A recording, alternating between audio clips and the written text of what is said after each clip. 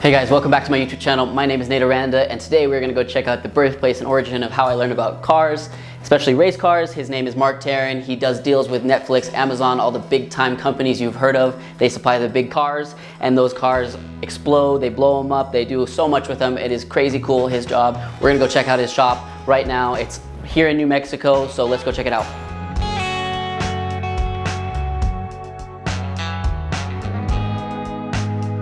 This four-door International Harvester is a one-of-a-kind. Is in 1965.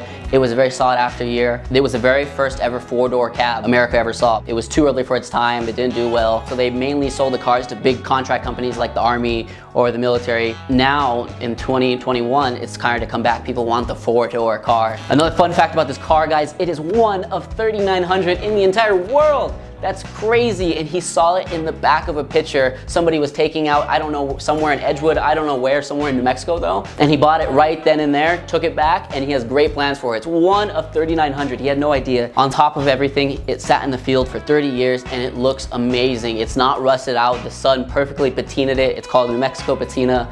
It has teal and turquoise mixed with the rust orange, and it looks really, really classic. Everybody loves that classic truck look, and I'm super stoked to see it, so let's go check it out.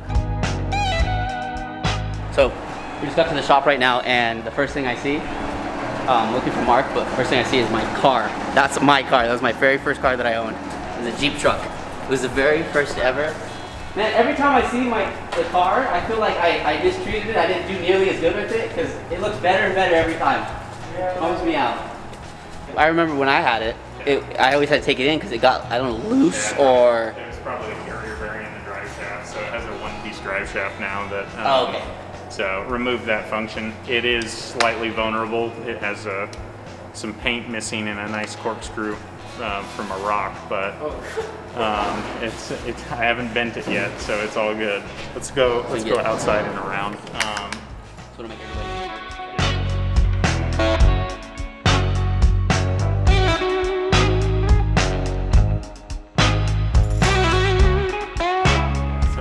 It's a crew cab short bed, four-wheel drive, which they only made about 3,900 of them originally, and that maybe found it sitting out in Moriarty, and I saw it in the background of the photo, so I messaged the guy and started talking to him, and he was like, yeah, it's out here, you can come look at it. So I drove out and looked at it, and I was like, I can't leave this in the field.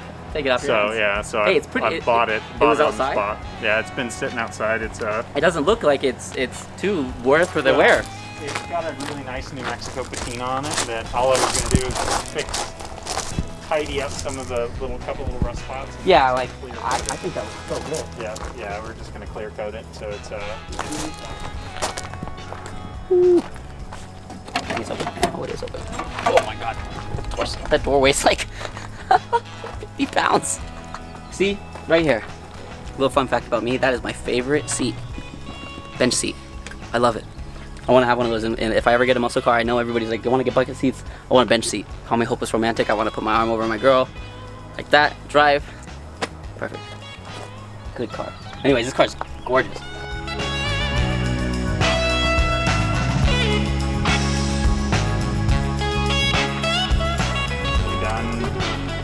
I'd try and probably get 125 to 150.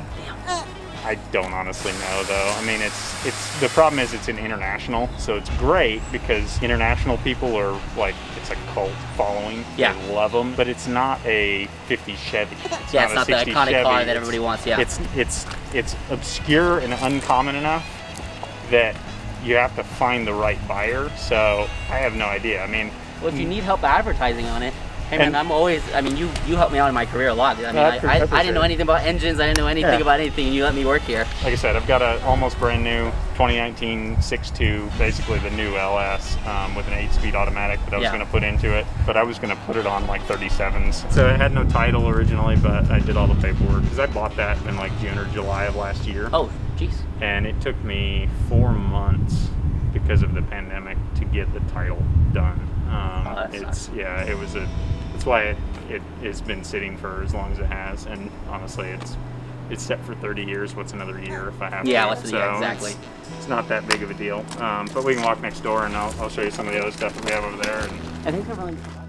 All right, guys. Thank you for joining today's video. Today I had a great time. I got to come see Mark at Custom Motorsports. This is such a cool studio. So this is I-25 Studios. We had a great time.